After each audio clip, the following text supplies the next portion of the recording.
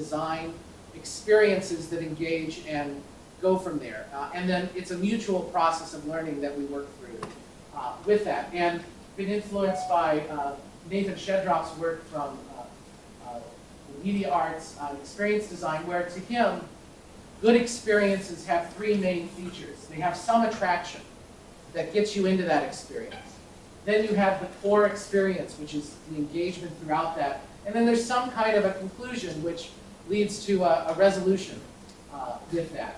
And there's other sub kind of factors that are going with that. But this is a framework that I'm starting to use with the music education majors, but also in the graduate class I'm teaching, where we're designing technologies and experiences and going through this. So it's a slightly different frame for particularly the K-12 teachers that I work with, who are used to preparing lesson plans with, here's this goal, here's this musical concept.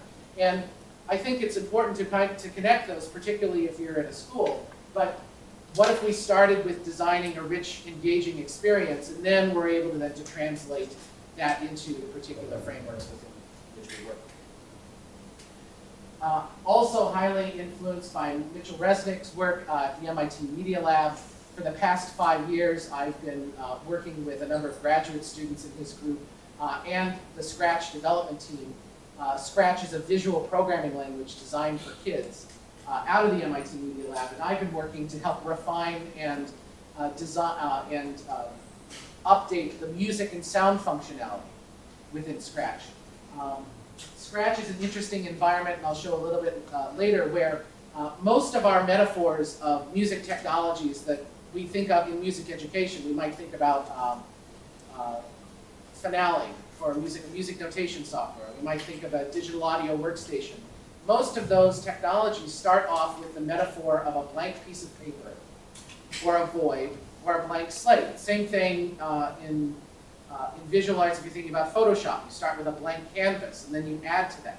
But in many cases, when you're working with novices or working with young children, that can be an intimidating thing to face, because you have this blank screen, but you have to have something to put on that screen. So Scratch kind of reverses that metaphor and starts with programs that are already there. You're meant to explore the now over 3.5 million student-created projects that are on the Scratch site. Play with them, engage with the game, but now there's a See Inside button. You click the See Inside button and the interface flips around, and then you have access to all the code. And you're meant to remix with it, play with it, snap the blocks together like virtual Legos and create your own pieces. And the approach that Mitchell Resnick brings to the development of a lot of the technologies and projects that he incubates within this lab is really from inspired by the processes of kids playing in kindergarten. His research group is called Lifelong Kindergarten. And what would it be like if we were to apply the processes of kids that play in kindergarten to a variety of different things? And so this is a heuristic that he follows and his group follows, where first you imagine, you create something, you play with it, you share it, you reflect, and then you imagine again. And you go through this iterative process of development. And I've been now working with this with my music education students as a model for developing experiences for their students, where they actually work with their students in imagining, creating, playing, reflecting, sharing, going through this process over and over. And there'll be other links that I cover this in a bit more deep, but this is a process that I go through now as a research process. When I'm developing a technology or when I'm developing an experience, I'll partner with the audience in actually going through that process. So many of our music technologies might go through a similar process with key professionals who might consult with them in making and refining a very professional technology, but only recently are we starting to see technology developers working with students and teachers in classroom settings to develop and design the technologies with that.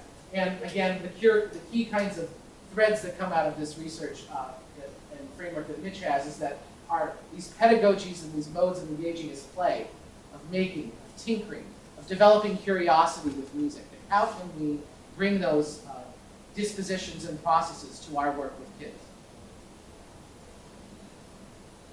The other body of research that I'm and practice that I'm interested in is what I frame as new media musicianship. With new innovations with technology, we're now seeing students and people of all ages making music with new media in vastly new ways. And I break it down into social media musicianship, video edited musicianship, tangible media musicianship, which I'll show in a second, and then computational media musicianship. And we're now seeing more and more people using blogs, networks, YouTube to scaffold learning. People are going on there learning, putting up videos, learning from each other, speeding up, slowing down recordings. In particular, we're now seeing tools designed for music teaching and learning that take advantage of this. Noteflight.com, Google Docs for music notation with social features built in, where the forum that surrounds, the discussion forum that surrounds the creating tools, is an extremely vibrant space.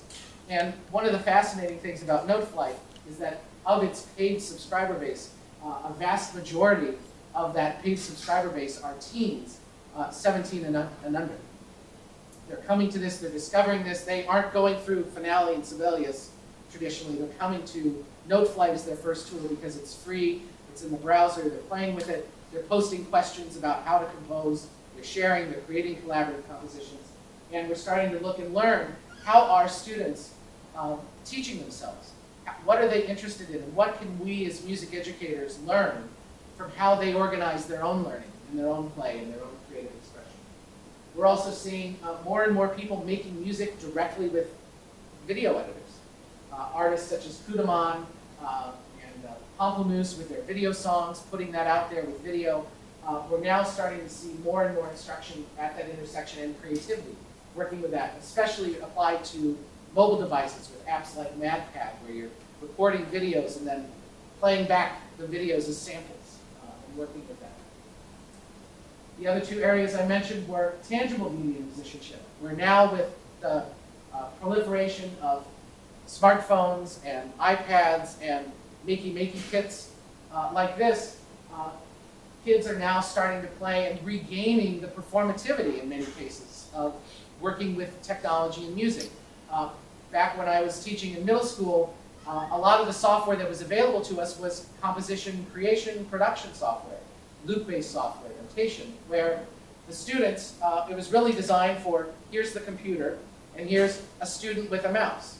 And if you've ever been in a situation where you've had to share a computer, as is the case in many kinds of teaching situations in schools, it can be a pretty challenging experience about who is driving the computer and who is working with that. So now that we have mobile devices where we can pass them around and interact together, and particularly with the makey, we can start to recover some of the performative aspects and not just be kind of the one-to-one computer user creating in the browser by yourself. It can be more social because we can pass it around and design new instruments for that.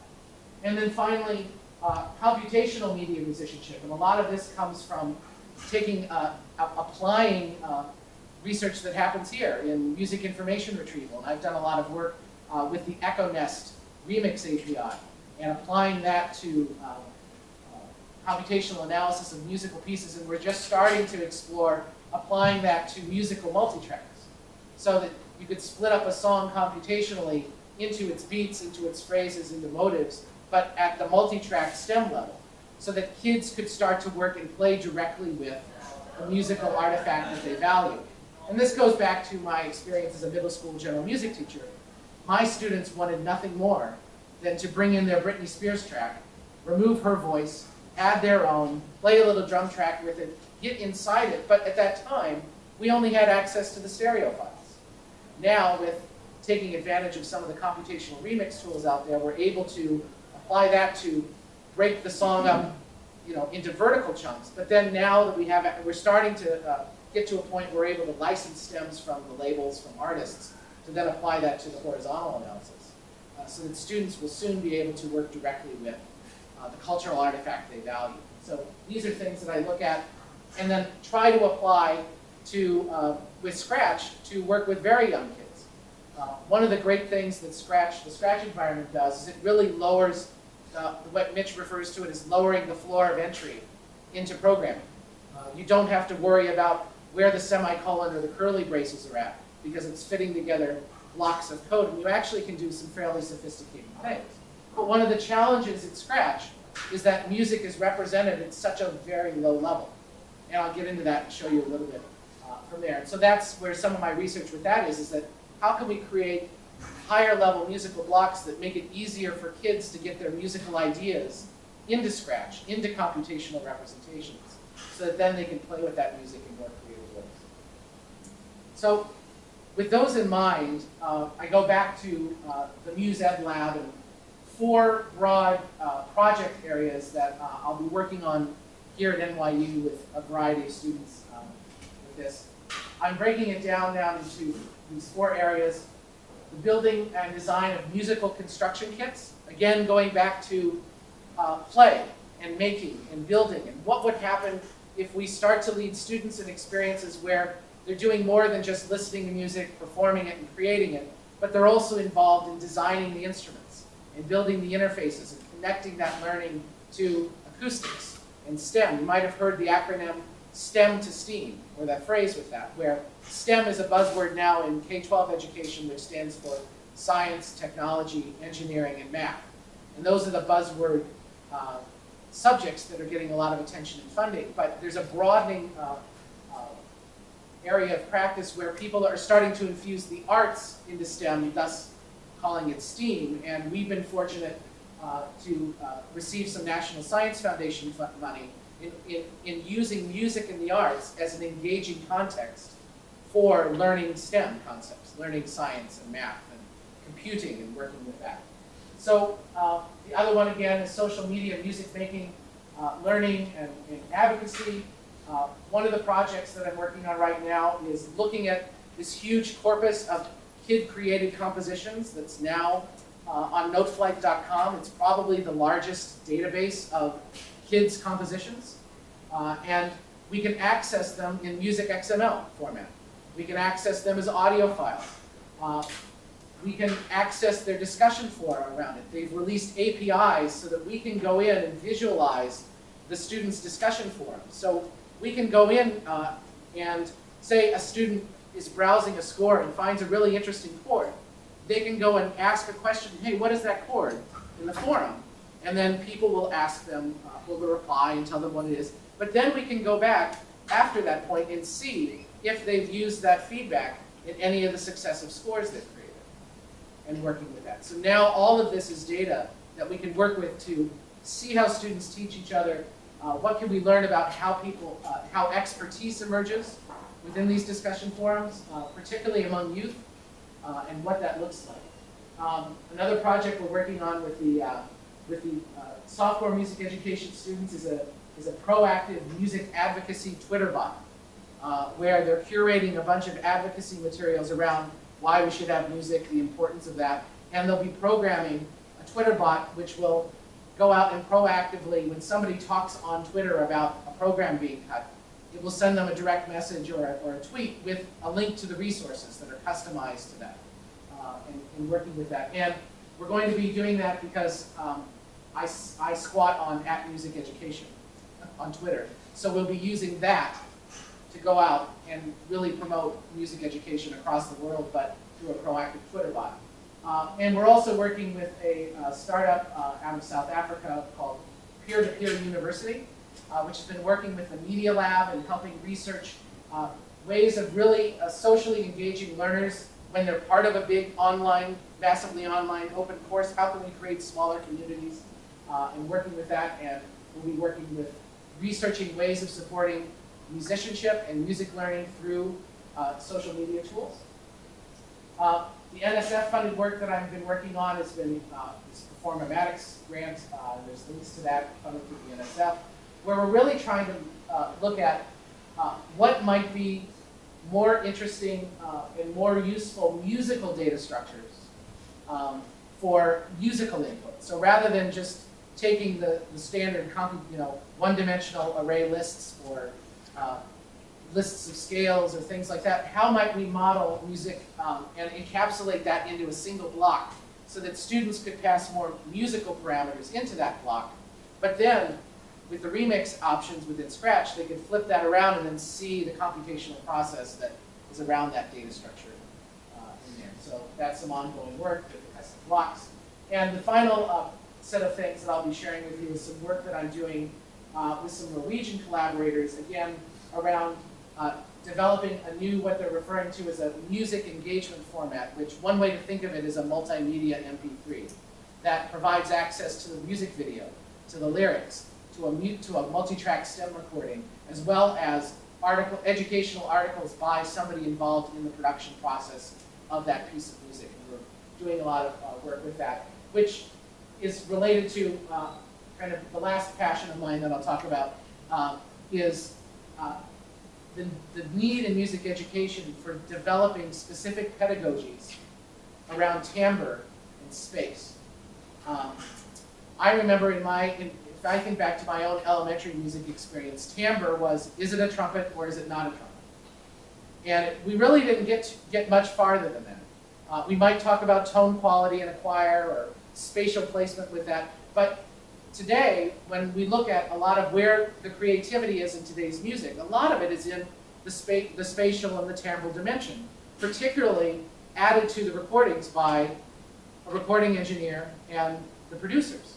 Yet, if we look at what happens in the K-12 classroom, many teachers have not had any kind of hands-on experience as engineers, as producers. So there's this growing gap. And so how can we develop pedagogies of timbre and space to bring to very young kids? Our students have access to digital audio workstations where they can add in effects, they can add in plugins, they can adjust balance and panning. And they're going onto YouTube and they're figuring things out themselves, but we haven't had a real strong push of developing resources that we can provide to teachers to bring to their elementary and middle school classrooms around those things. So with that, I'm going to dive into some specific examples, and then we'll open it up to some questions.